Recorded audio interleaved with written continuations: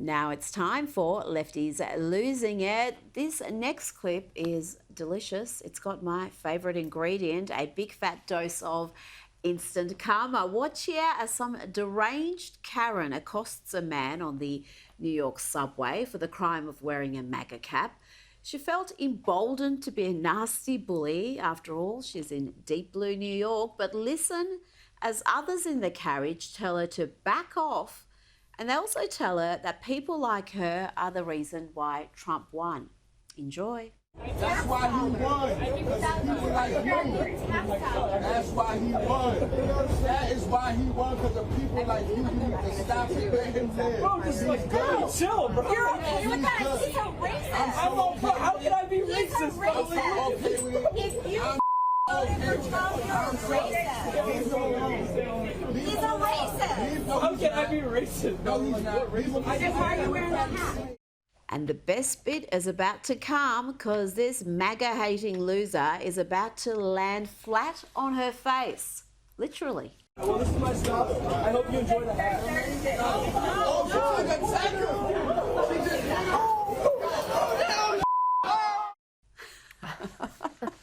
How good is that? Can you believe that crazy woman chased that poor kid?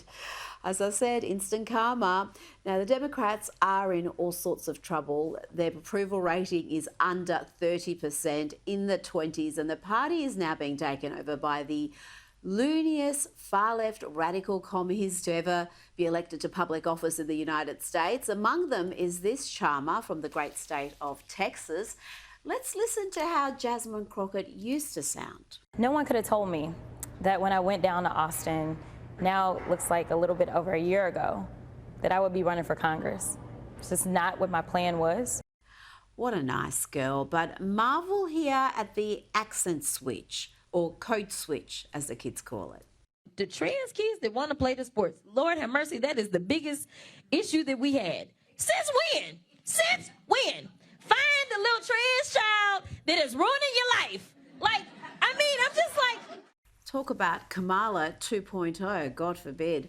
And now that she's adopted this ghetto persona, despite her private school education, including at the very expensive, very exclusive Rhodes College, Jasmine has been accused of inciting violence. On March 29th, it's my birthday. And all I want to see happen on my birthday is for Elon to be taken down. Yes.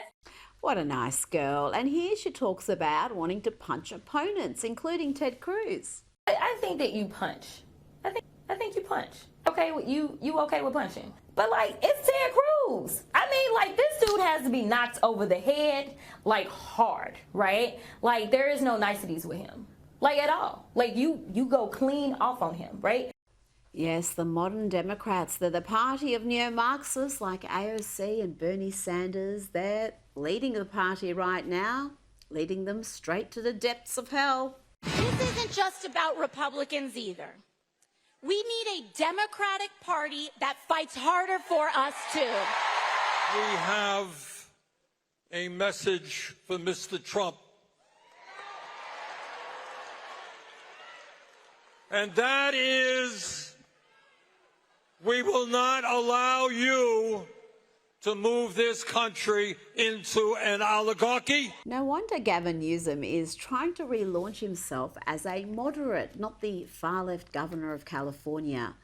But he's got a fair bit of baggage. Even CNN can see that. Watch here as he claims that no one in his office would use the woke term Latinx, Latinxes I like to say, except, well, someone did.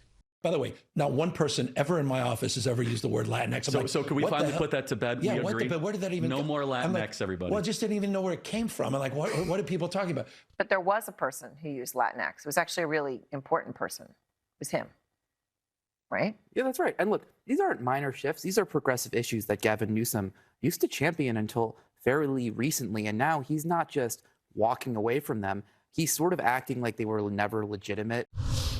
I hope we can really paint a picture in terms of consciousness of how impactful this has been on the Latinx community. The Latinx and black communities. You've got politicians that are banning not assault rifles, but the word Latinx. They're not even serious. Joining me now is comedian and host of Primetime with Alex Stein on Blaze TV. Alex, Elon Musk's transgender son has featured in Teen Vogue. Vivian Jenner Wilson is also very active online.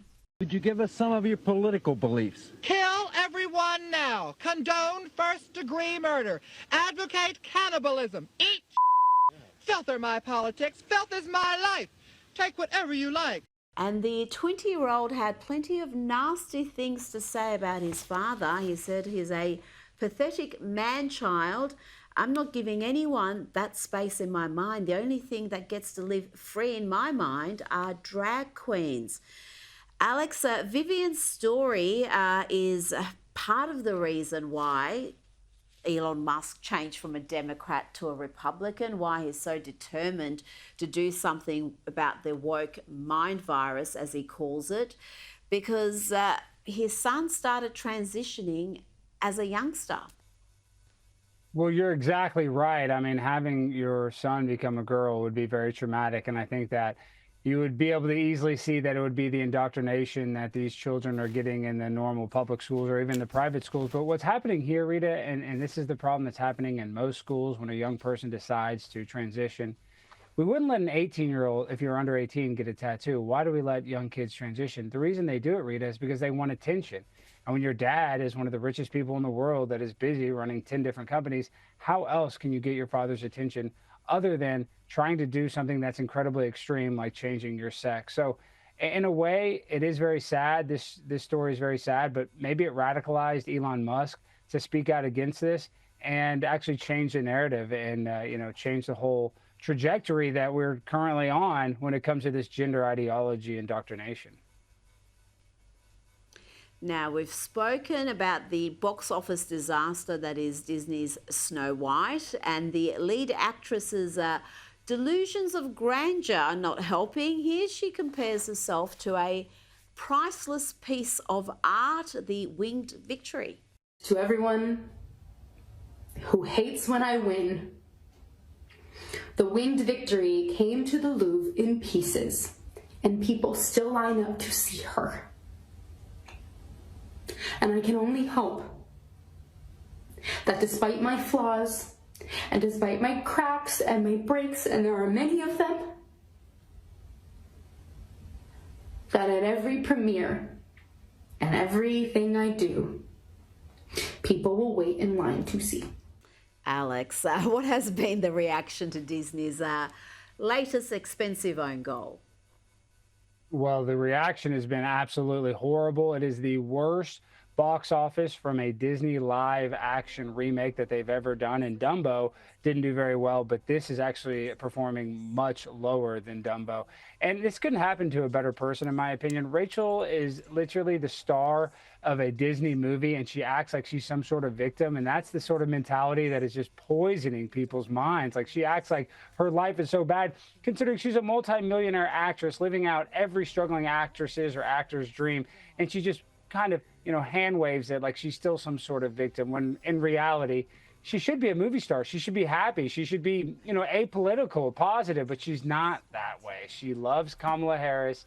She was, as woke as they are. And, the saying, go woke, get broke. And Disney's going to lose money on this movie. And I believe it only made less than $1 million in China, which is a huge indication that it will not do well globally. Oh, goodness me. She didn't have a post saying, if you're going to vote for Trump, just unfollow me. And I think a lot of people have just taken that advice and are not supportive of her projects. And in fact, if the film is as bad as they say, you're not going to go along and watch it anyway. Now, another project that isn't doing too well is Michelle Obama's podcast. The figures haven't been great, and she's out there promoting it. You've got to give her credit for that. She's out there doing interviews. And in this one, she's asked about her political ambitions. When people ask me would I ever run, the answer is no. I mean, you then if you ask me that, then you have absolutely no idea the sacrifice that your kids make when your parents are in that role. I think we've done enough. Question asked and answered. Never going to happen. Alex, the Obamas have done enough. I think we can agree with that. Oh, they've done more than enough. But, I think there's real trouble in paradise. I think that's why, she's not going to run, is because her and Barack are, they're on the rocks. And she wants to blame her children. And, that's her prerogative. But if her and Barack were still in love, I don't know why she wouldn't consider running for president, considering that she's probably more talented than Kamala Harris. And that is, you were just talking about earlier, that is who they predict to be the next candidate for the next presidential election. So they have nobody to put up for president that is actually likable, that has really achieved anything that is noteworthy. So I wouldn't be surprised if they tried to make her do this, but she's not going to run because her and Obama are obviously having relationship issues. So she has bigger fish to fry than trying to run for president. And that podcast, you are familiar with the medium. You would have participated in many successful podcasts.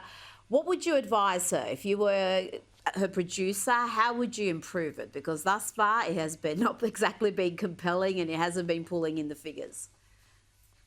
I mean, if you want my honest opinion, how does she make a successful podcast? It'd be easy. Just say she loves Donald Trump. If she became conservative, it would be the #1 podcast. If she started talking like, oh, I love Trump, everybody would have to go listen to it. So I'm just saying, if she wants numbers, she wants views, she should do the opposite of what we expected. She should become, she should be, a big Trump supporter, a Trump podcast. Think about the numbers that would do, Rita. You know what? You're onto something. She doesn't even have to go that far. If she just deviates on one issue from the leftist group thing, it can be anything. It could be men in women's sport. It could be net zero craziness. It could be any number of policies. If she just took one of those and took a contrary position to the left, it would have a huge reaction. Now, before you go, I'm going to ask you about the Venezuelan gangbangers being sent back to their home country. Despite the fact that we've got activist judges, some of them appointed by Barack Obama, like Judge Patricia Millett, who are frustrating the efforts of the Trump administration to deport these gangbangers.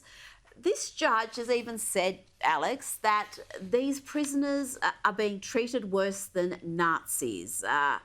What's your response to that? It's ironic that she compared flying Venezuelan gangbangers back to their home country of Venezuela as worse than the Nazis were treated, considering after World War II, it's a well-known fact that a bunch of Nazis tried to run away to Venezuela. So that doesn't even make sense. She just doesn't even know her world history. So trust me, those Nazis would love to be in Venezuela instead of the Nuremberg trial. So she's insane. She's trying to hand wave. I said that earlier, but she's trying to act like the Holocaust wasn't a big deal anytime she says that. And I hate that. I hate that they always use that term Nazi, because it's just so misused, and it's not what's happening to these Venezuelan immigrants. I got a free trip back home. I mean, anybody would accept a free plane trip back home. We should have sent them back in the back of a bus, my personal opinion, but, I'm not Tom Homan. Alex Stein, thank you so much for your time tonight. Thank you, Rita. Always a pleasure.